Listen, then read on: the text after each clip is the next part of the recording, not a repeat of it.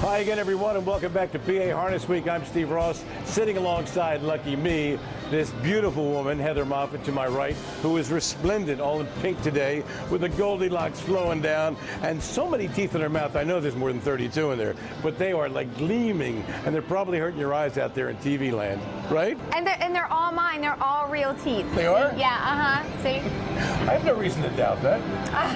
All right, on that note, why don't we go catch up with Mark Lewis, the trainer-driver here at Harris Chester, a name that you might not instantly recognize, but our Sharla caught up with him to find out all about what makes Mark Lewis tick.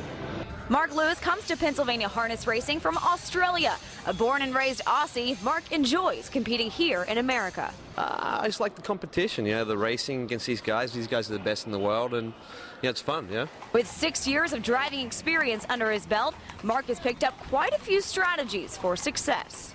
If I've got something with a chance, try and get on the front at any of these tracks, speed carries. And Mark gets his talents from his father, Chris, who is a household name when it comes to Australian harness racing, but Mark still feels like he needs a little more experience before he can compete with his old man. It's tough to break in, but that goes for everyone, so it's really, I mean, it's pretty much a level playing field because everyone has to try and break in. It's very hard. I think you just have to, you know, get more regular drives. I mean, just driving every day and getting a lot of them. Despite not having the experience he desires, he believes he does have an edge over his competitors. I like to plan. I like to look at the program a lot. I think a lot of people overlook that, and, you know, try and understand what all the horses are capable of and drive them accordingly. I'm Sharla McBride reporting for PA Harness Week. Thank you, Sharla. And now, ladies and gentlemen, it's time for our initial installment of As the Wheels Turn.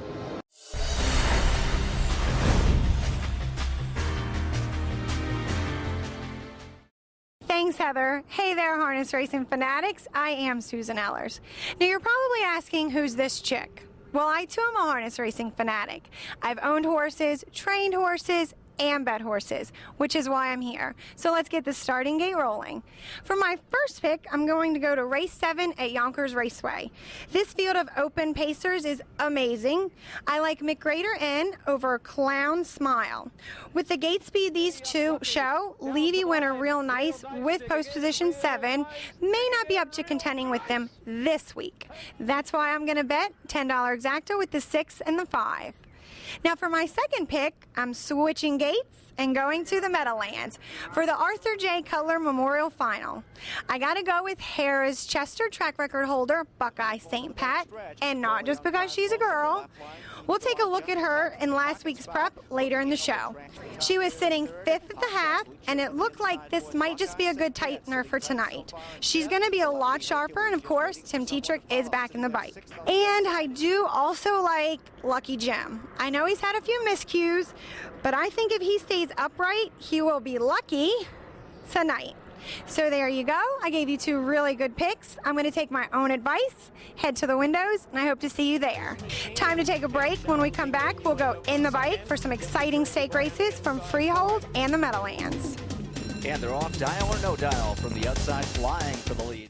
Hi, they call me Big Sheamus. Everybody knows I only like to play my lucky numbers. So when I go to the Downs off-track wagering, I get to bet exactly that with the Exacta. A $2 bet on the Exacta delivers big payouts like this. When it's my night out, I eat big, play big, and I win big. Downs off-track wagering. Allentown, East Stroudsburg, Carbondale, Hazleton. Gambling problem? Call 1-800-GAMBLER.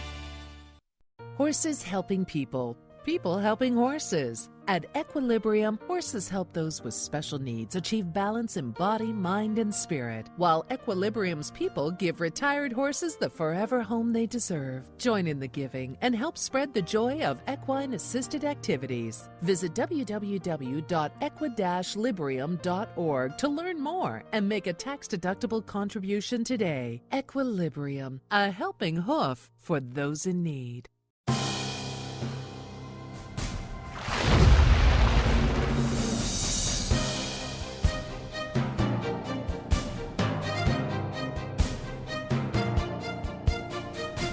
Okay, it's exciting times, ladies and gentlemen, because we're going to go in the bike.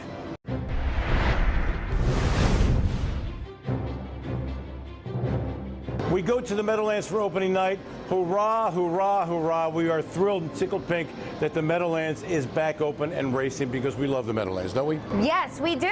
We absolutely do. If you're a real harness fan, you will too. All right, the $50,000 graduate elim was on tap, and this was a free-for-all to beat all free-for-allers. St. Elmo Hero with Ron Pierce on the bike for the first time, whose only loss in 26 previous starts was a nose loss to Art Professor up at Woodbine. Heads this field. The Ron Burke train entry of Won the West and Atoki were 2-1, and we will see with Brett Miller was the 4-1 third choice. Here's the call. St. Elmo Hero with the inside advantage, keeps Better Sweet parked out, and these two have hooked up in a cutthroat duel coming toward three-quarters. Dial or No Dial is right there racing in third. Won the West, gaps off cover toward the outside in fourth. We will see is jammed in fifth, and Lissigan, Atokia trapped in. Hypnotic Blue Chip is buried at the back at eighth, and School Kids the trailer. 1:22-2, 26-4 in the third quarter. St. Elmo Hero fights back on the inside to retake the lead. Better Sweet right there on the outside. Dial or No Dial looking for room, trying to squeeze up the rail. Won the West on the outside. We will see between them. Big mile from Better Sweet. Okay, how about this one? Better Sweet, who broke at Pocono in his last start, comes up to the Meadowlands and bangs heads with all these horses. St. Elmo Hero goes to the front, and he goes to take him on first over, which is normally suicide. Well, guess what happens? It's Better Sweet made little bitty Sheriff Meatballs out of St. Elmo Hero. And you would have to have seen the film Blazing Saddles to understand that line. So St. Elmo Hero winds up off the board first time in his life, finishes eighth. Better Sweet wins the race.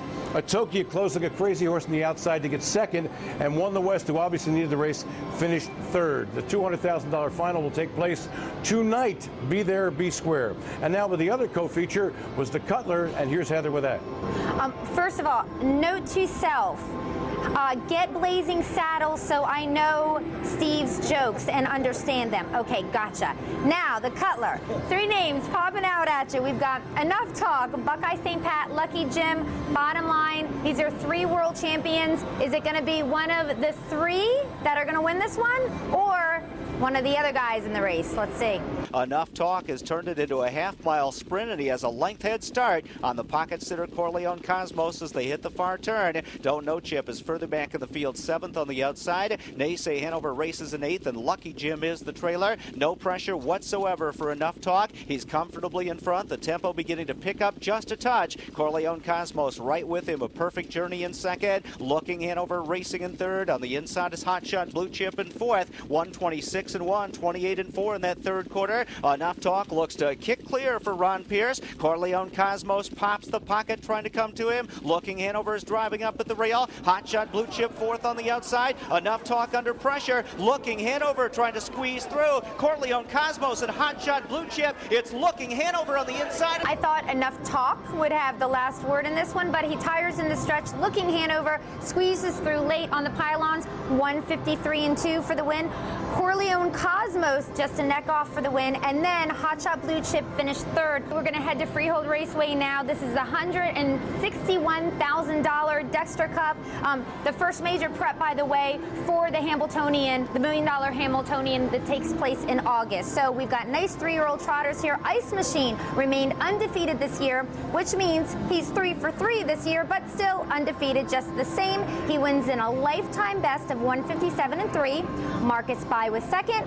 Just a Jersey Boy was third. By the way, David Miller, winning driver, and this is his second straight year winning the Dexter. Ice Machine's a cool horse, isn't he? I'm telling you.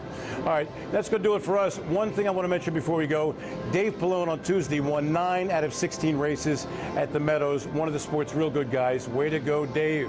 Okay, and for all of us here at PA Harness Week, including the man behind the camera makes us look good, Bruce Casella, our executive producer, and for our newbies on the show, Sharla McBride and Susan Go to Ehlers, and my lovely partner, Heather Moffat. I'm Steve Ross, reminding you to get high on harness. It's only natural.